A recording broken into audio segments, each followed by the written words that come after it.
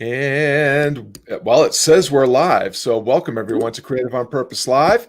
To learn more about Creative on Purpose, you can visit creativeonpurpose.com and get going with the difference only you can make. Remember that this broadcast is also an iTunes podcast. Check it out and leave a 5-star review. 30 seconds of your generosity helps spread the goodness delivered by my guests. Let's get to today's show. Welcome to Creative on Purpose Live. These conversations are about flying higher in endeavors that make a difference. Do the work you're meant to do now. It's time to be creative on purpose. Are you ready? Let's go. I'm your host, Scott Perry, author of Onward and Chief Difference Maker at Creative on Purpose. Visit creativeonpurpose.com to start stepping into possibility with the difference only you can make. This month, we're profiling members of the Difference Makers community at Creative on Purpose. Let's meet today's guest, Nikki Lerner. Welcome to the broadcast. Please tell our viewers who you are, what you're up to these days, and where we can connect with you to learn more. Yeah. Hey, everybody. So glad to sort of meet you. I'm Nikki Lerner. I'm based in Columbia, Maryland, and I am a culture coach. I'm an artist. I'm an author. I'm a speaker. It makes me sound really busy.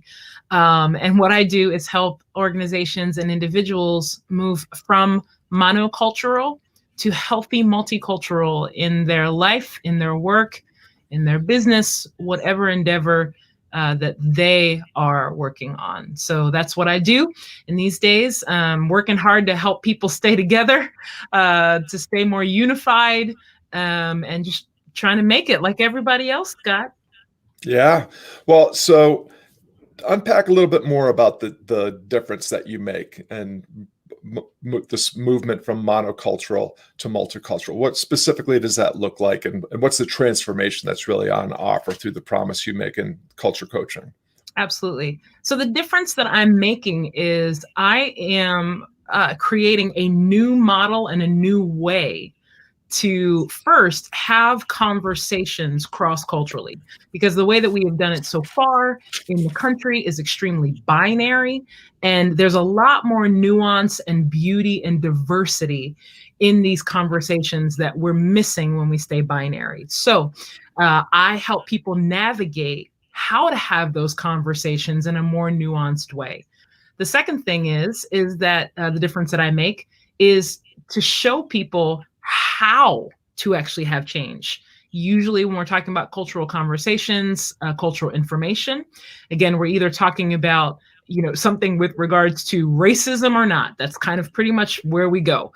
But again, there's more to it than that. So I help people remind them that they don't have to stay in the clouds or hope or wish, or there's some kind of pipe dream that things could get better, but actually to move forward with real steps, real proven ways that every person, no matter where you are on the spectrum, can take steps and see some change cross-culturally.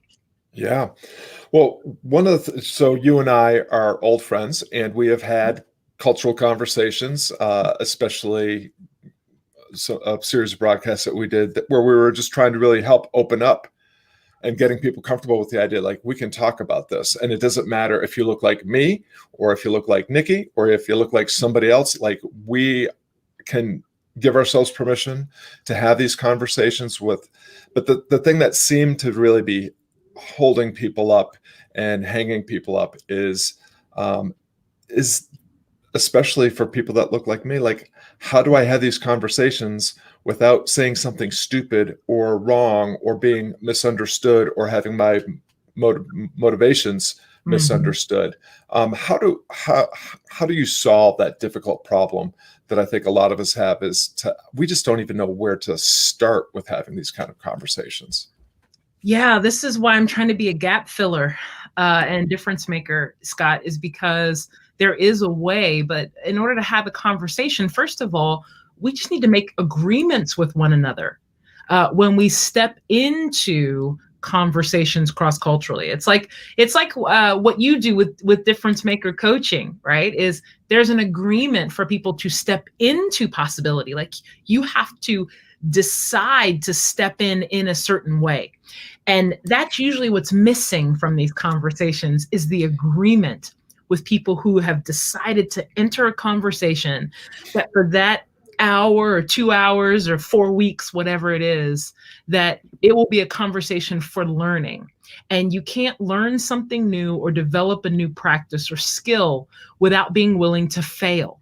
And oftentimes we can feel that cultural conversations are riskier than other things, but we need to channel and practice that same idea of being willing and taking the risk to fail, to say something that's not perfect, to put your foot in your mouth and know that the people within the context of that conversation, because of the agreements, have said it's okay to do so. In fact, we expect you to do so, and we're going to give you space for it and dust you off after you do it and put you right back in the game. Yeah, well, that's a big part of the work that you and I both do, is creating these containers. And I'm getting tired of safe containers. I prefer to think of them as brave containers or catalytic containers. Like, how can we create a space and a relationship where open dialogue without fear of failure is possible? So the agreement piece that you mentioned is really, I think, an important piece. It's that idea, like, we're enrolling in this journey together, knowing that the destination is not absolutely set in stone or absolutely clear, that we're going to have to cottywomple our way forward, meaning act confidently, going in a direction of really unknown, with an unknown endpoint, and then find our way together. And so what do you find challenge? So I know that you work a lot with organizations, and the conversations are hard enough with individuals, with human beings, one-on-one. But I imagine that when you are working with an organization where there are people that are wondering what their boss thinks, or what the people below them think, or what their peers think, in management, or what have you, how do you address those situations where the conversations are happening in a bigger group? Yeah, it's tricky, Scott. I mean, I'm just keeping it real with you. It's tricky, and it takes longer than you think, because organizations in particular have operated one way for so long, that it's not easy to change overnight. Even with a new insight, there is a practice that is necessary afterwards. What I have found is that in almost every organization that I've worked with, usually if there's a bottleneck, it is at the top. It's always the highest level, senior level executives that have, at first, the most willingness to lean in. But then when the information starts to come in about what things need to change, that's usually where there's a pause, because it's a new practice. And sometimes, for me, I have to remember as a coach that for me, I'm like, what are you talking about? This is a really easy thing.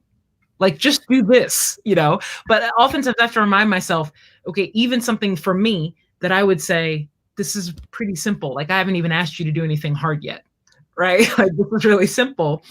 It's still a jarring of worldview, of operational life, all of that. And so that doesn't change overnight. So the tricky side, sometimes the dark side, if you will, of my work is everything's great when it stays informational and insightful. It's when the change and the practice needs to start is where most of us individually, as well as in our organizations, where we get stuck because we're afraid and we haven't seen it yet. And so it's a lot harder to lean into a new practice if you don't know what it's going to look like on the other end. Yeah, well, and how can you possibly know what it's going to look like on the other end? And so it sounds to me like a lot of your work has to be about trust building, like getting people to trust the process and to trust that something good will come out of this, even if it's not the exact expectation that people entered with. And the other part is just the idea of doing the work, because what I have found in some of the situations where I've been involved in this kind of work is people like to talk about the concepts and the ideas and make it, because talking about it sounds like you're doing something about it, but actually talking about it and learning about it doesn't impact or change a thing.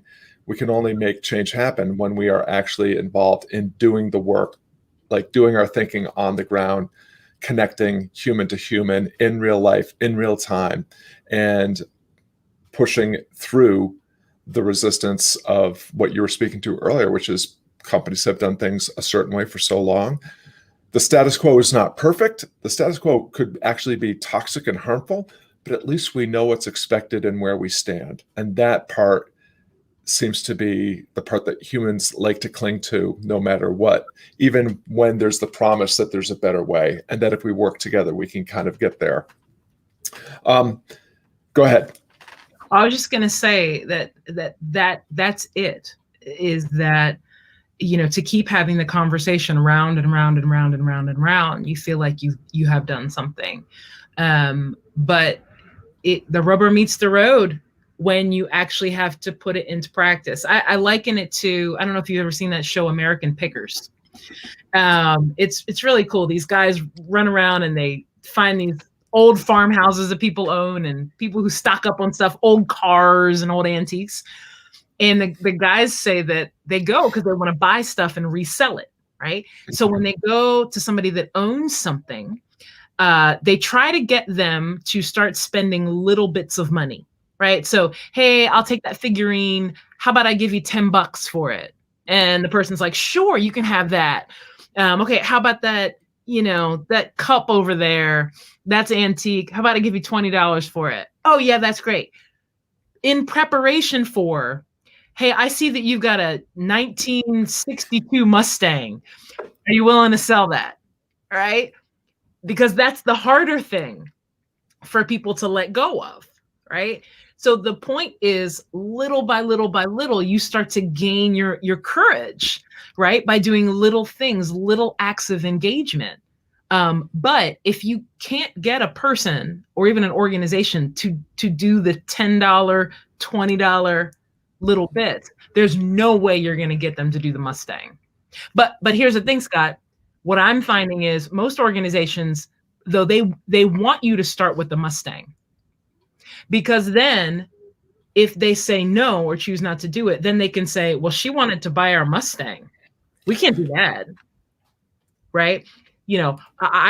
She wanted us to, add more people to our executive team, that are more diverse. Well, we can't do that. So it's complicated. Yeah, for sure. Mm-hmm. Well, I so thoroughly appreciate that you're doing this work and doing it with impact and doing it, so generously and openly. And it's hard. I'm imagining that along the way, a time or two, a mistake has happened. That there was something that you, in retrospect, might have felt like, oh, I could have done that differently. And I wonder, I think, we talked about encouraging other people to have the willingness to do things that are hard and to do things where they may not turn out the way they want, or to do things and recognize that they might fail. What's an example from your work and your life doing this work where a mistake, maybe even a big mistake, was made? And what did you learn from that experience? And if you did find a way to flip that misfortune into an opportunity, or to make the situation right, how did that happen? Gosh, there's so much. I literally have a running list here in my office on a flip chart that says mistakes to learn from. And I write them down every time I do it, or a client of mine does it. I write it down so that I don't repeat it. I would say most recently, the most challenging misstep is when you work with an organization and you know that a leader of an organization is trying. It's hard sometimes to figure out when they are self-sabotaging and scared. And I have before probably coddled a leader too long without leaning in at the right point to say, you got to step up now. and you have to make a decision. Either we're going to do this or you're not, but we can't, you have enough information now to not stay in that, I don't know what's going to happen. You have enough information now to take a step. I'm not asking you to take all the steps, but a step. And I will say that in the past, I have made a mistake of not wanting to scare off a leader in process, right? But also not calling them to something higher soon enough. If that makes sense.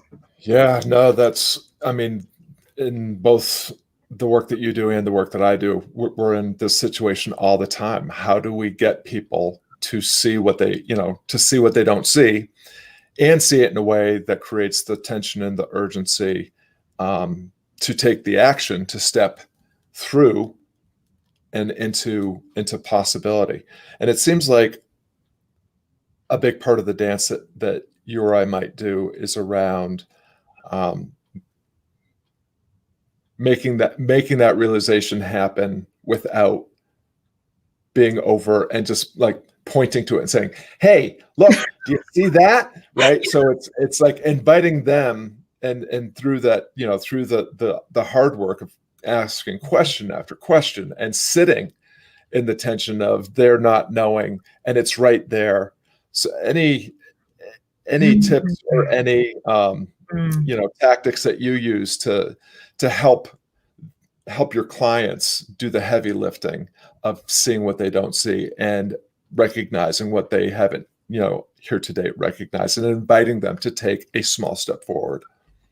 Yeah, 2 or 3 things come to mind, and they're short. One is I always start with myself, because particularly in that context, if I'm spending too much time doing the dance with a leader, I always have to ask myself the question, am I up in my ego as a coach? Because am I afraid now to challenge? Because usually that's kind of what happens. I get weird and up in my ego about it. So that's a question, I think, for all of us to do any kind of work like this, to ask, am I up in my ego? The second thing is trying to put the things that you're recommending for your clients into even smaller steps. And as a coach, you may think, but this is the smallest step it could be. Right? But really trying to say, okay, put myself in their mind, and let's just assume I'm freaked out, scared to death of taking a step. Okay, then what is even a smaller step that you can take towards that? So that's that. And then the third thing is, this idea of some grace, which is challenging sometimes when you're working with organizations who are all based on outcomes.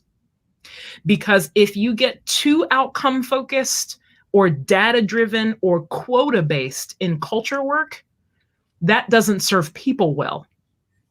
Then it becomes things like, well, how did we know that this coaching worked? Well, now we've got 6 Chinese people, 3 white people, and 2 African American people. Like, that's dangerous when those are your outcomes, right? You need broader and, quite frankly, bigger outcomes than that. The diversity is a reflection of a healthier culture, right? And a culture that is starting to see things a bit more broadly.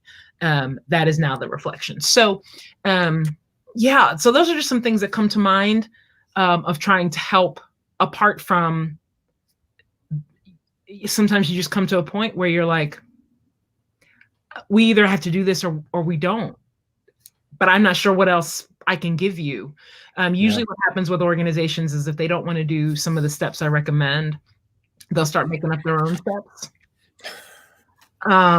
Which sometimes I give into maybe once or twice, because I'm like, they have to do something. Like, we have to get moving somewhere. And while it's not my process, just to get them moving at all can sometimes open it up to say, let's go back to what I said. And let's do those things, because they want to start adding things, and it's usually more information, not information. Yeah. Well, which is always seems to me to just be a glorified way of, and a seductive and clever way to try to hide from actually Yes. doing what you said that you came to do.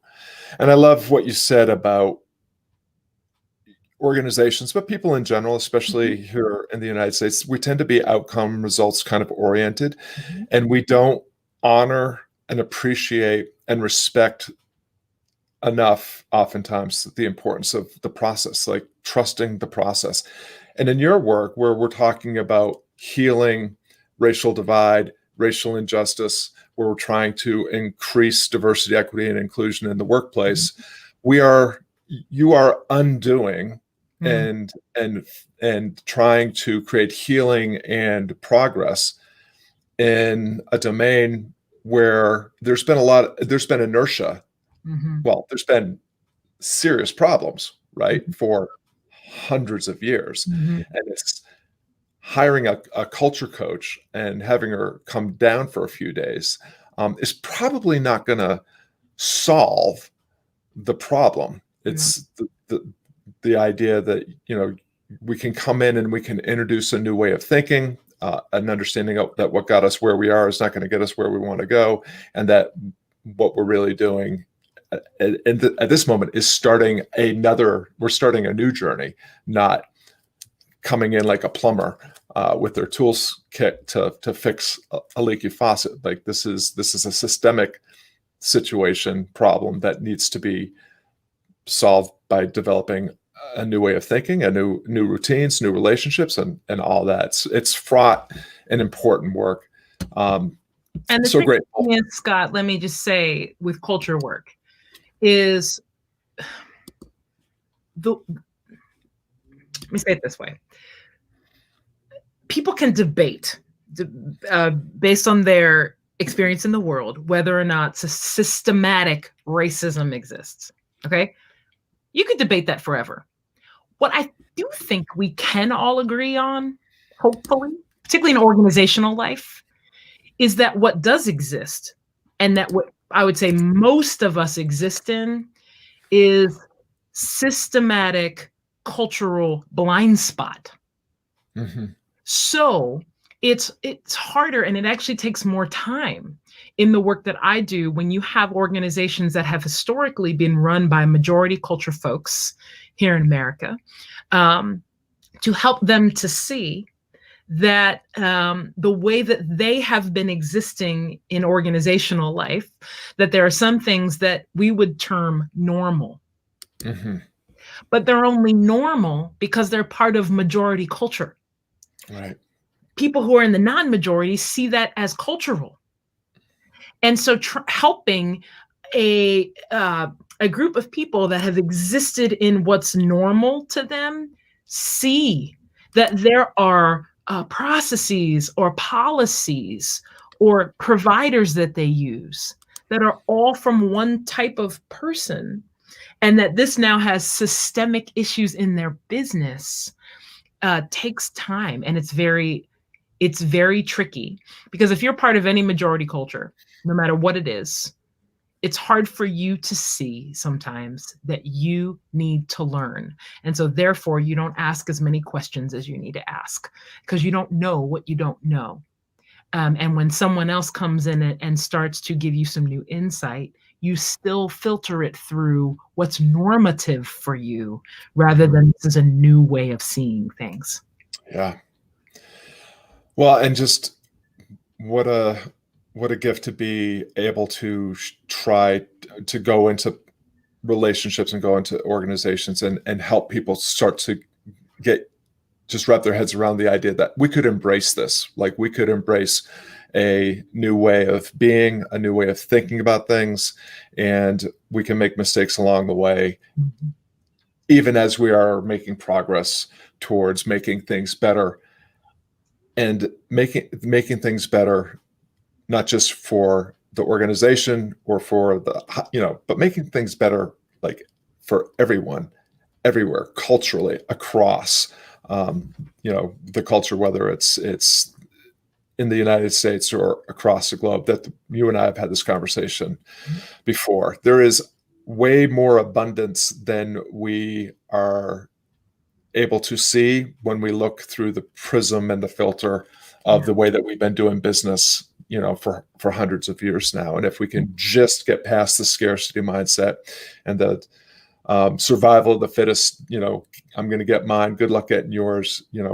There's actually, all of us have potential that we can develop, and there's plenty of opportunity for us to be doing more and better Yes. in whatever work that we're doing.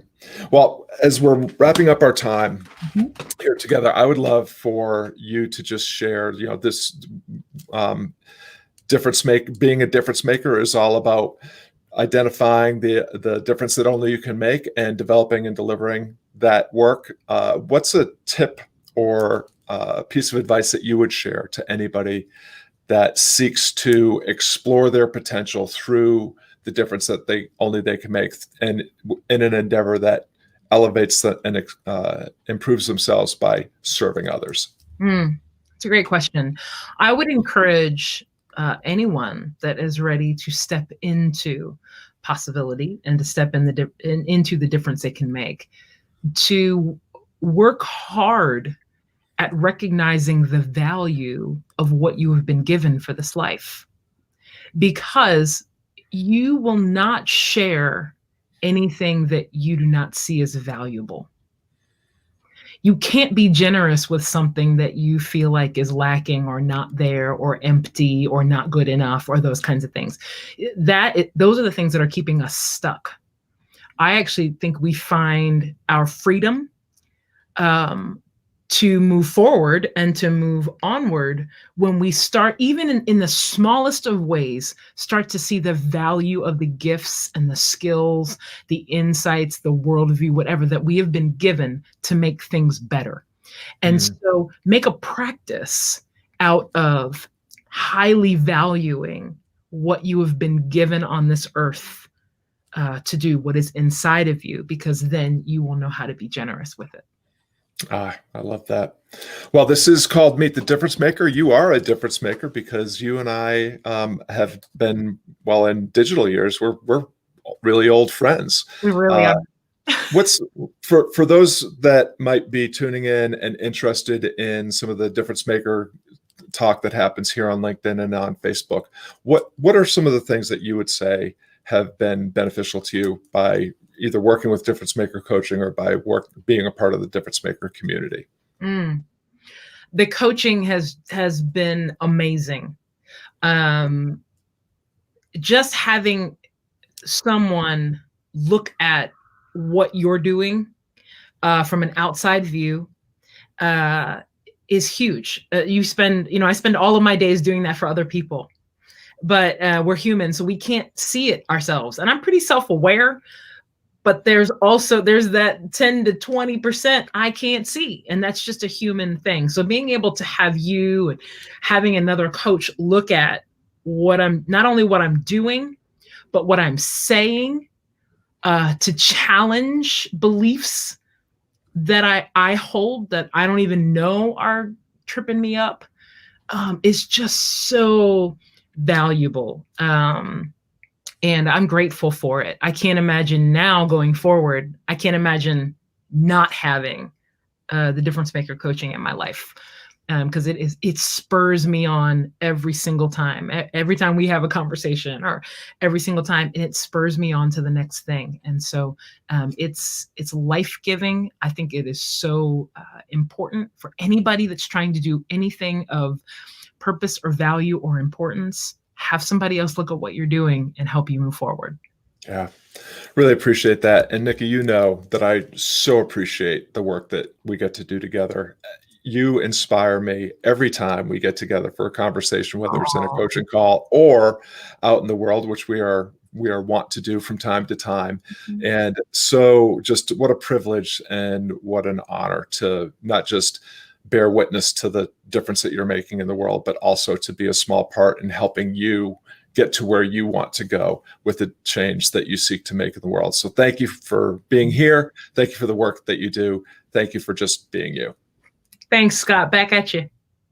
All right. Thanks, gang.